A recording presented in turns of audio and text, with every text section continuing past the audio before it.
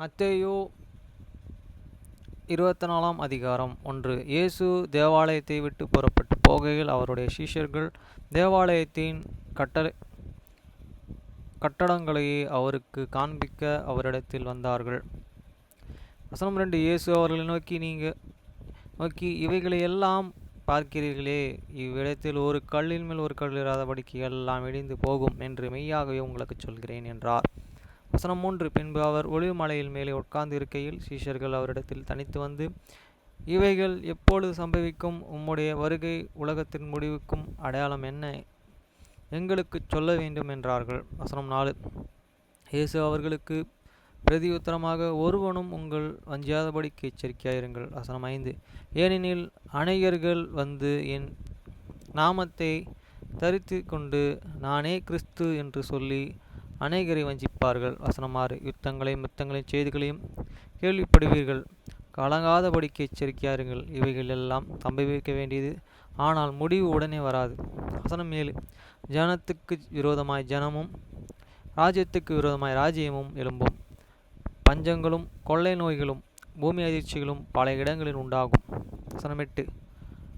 இவைகள் எல்லாம் வேதனைக்கு ஆரம்பம். வசனம் 9. அப்பொழுது உங்களை உபத்திரவங்களுக்கு ஒப்பு கொடுத்து உங்களை கொலை செய்வார்கள். என் நாமத்தின் நிமித்தம் நீங்கள் சகல ஜனங்களையும் பகைக்கப்படுவீர்கள். வசனம் 10. அப்பொழுது அநேக இடரல் அடைந்து ஒருவரை ஒருவர் காட்டிக் கொடுத்து ஒருவரை ஒருவர் பகைப்பார்கள். வசனம் 11. அங்கே கள்ளத்தீர்க்கதரிசிகளும் எழும்பி அநேகரை வஞ்சிப்பார்கள். வசனம் 12. அக்கிரமம் மிகுதியாவதனால் அநேகருடைய அன்பு தணிந்து போகும். வசனம் 13. முடிவு பரிந்தமும் நிலைத்து இருப்பவனே இரட்சிக்கப்படுவான். வசனம் 14. ராஜ்யத்தினுடைய இந்த சுவிசேஷம் பூலோகமெங்கும் உள்ள சகல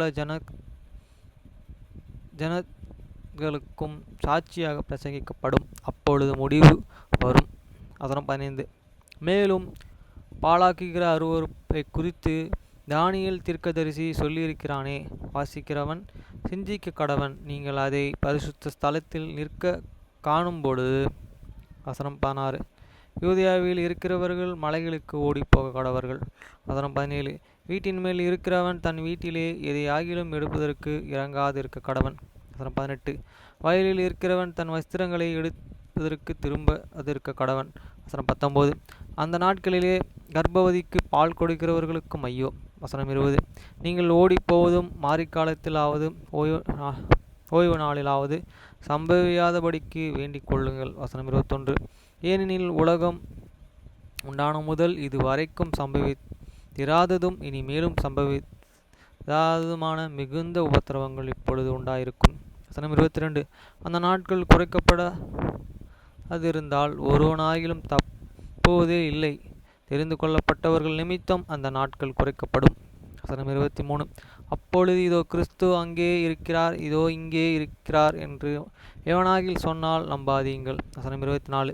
ஏனெனில் கள்ள கிறிஸ்துக்களும் கள்ள தீர்க்கதரிசிகளும் எழும்பி கூடுமானால் தெரிந்து கொள்ளப்பட்டவர்களையும் வஞ்சிக்கத்தக்கதாக பெரிய அடையாளங்களையும் அற்புதங்களையும் செய்வார்கள். வசனம் 25. இதோ முன்னதாகவே உங்களை அறிந்திருக்கிறேன். வசனம் 26. ஆகையால் அதை வனாந்தரத்திலே இருக்கிறார் என்று சொல்லுவார்களானால் புறப்படாதிருங்கள். இதோ அறை வீட்டிற்குள் இருக்கிறார் என்று சொல்லுவார்களானால் நம்பாதிருங்கள். வசனம் 27. மின்னல் கிழக்கிலிருந்து தோன்றி மேற்கு வரைக்கும் பிரகாசிக்கிறது போல மனுஷகுமாரனோட வருகையும் இருக்கும். வசனம் 28.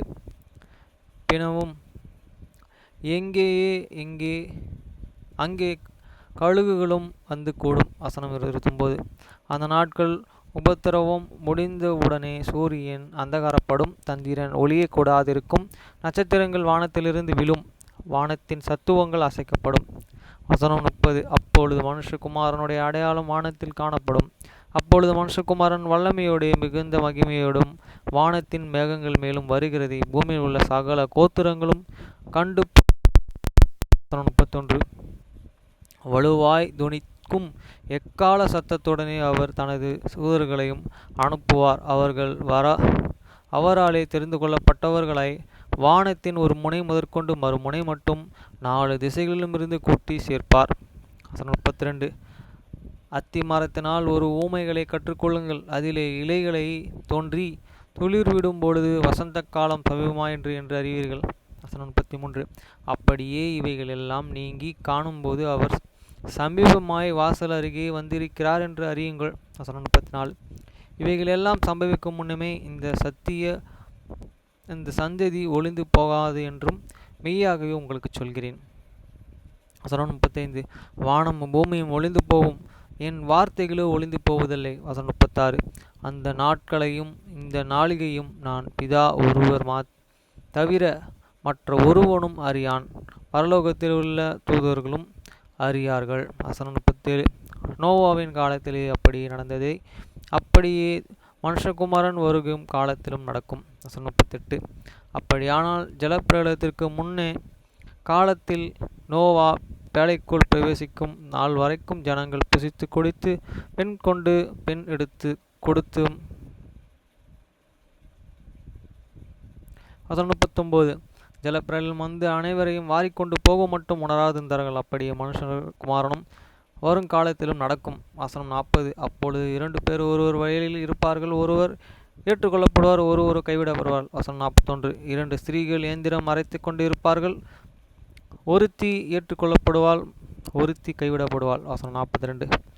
உங்கள் ஆண்டவர் இந்த நாளிகையில் வருவார் என்று நீங்கள் அறியாதிருக்கிறபடினால் வீழ்த்திருங்கள். வசனம் 43. திருடன் இன்ன ஜாமத்தில் வருகிறான் என்று வீட்டு எஜமான் அறிந்திருக்கிறார்கள் இருந்தால் அவன் வீழ்த்திருந்து தன் வீட்டையே கண்ணமிட விட்டு என்று அறிந்திருக்கிறான். வசனம் 44. நீங்கள் நினையாத நாளிகையில் மனுஷகுமாரன் வருவார், ஆதலால் நீங்களும் ஆயத்தமாயிருங்கள். வசனம் 45. ஏற்ற வேளையிலே தன் வேலைக்காரருக்கு போஜனம் கொடுத்து அவர்களை விசாரிக்கும்படி ஜனங்கள் வைத்த உண்மையும் விவேகமுள்ள ஊழியக்காரன் எவன்? வசனம் 46. எஜமானன் வரும்பொழுது அப்படியே செய்கிறவனுக்கான காணப்படுகிற ஊழியக்காரனை பாக்கியவான். வசனம் 47. தன் ஆஸ்திகளை எல்லாவற்றையும் அவனை விசாரணைக்காரனாகவும் வைப்பார் என்று மெய்யாக உங்களுக்கு சொல்கிறேன். வசனம் 48. அந்த ஊழியக்காரனை பொல்லாதவனாயிருந்து என் ஆண்டவர் வர நாள் சொல்லும் என்று தன் உள்ளத்திலே சொல்லிக்கொண்டு. வசனம் 49. தன் உடன் வேலைக்காரனை அடித்து தொடங்கி வெறியரோடு புசிக்கவும் குடிக்கவும் களவுபட்டால். வசனம் 50. அந்த ஊழியக்காரன் நினையாத நாளிலே அறியாத நாளிகையும் அவனுடைய எஜமானன் வந்து. வசனம் 51. அவனது கடினமாய் தண்டித்து, மாயக்காரரே உனக்கு பங்கு நியமிப்பேன், அங்கே அழுகையும் பற்கடிப்பும் உண்டாயிருக்கும்.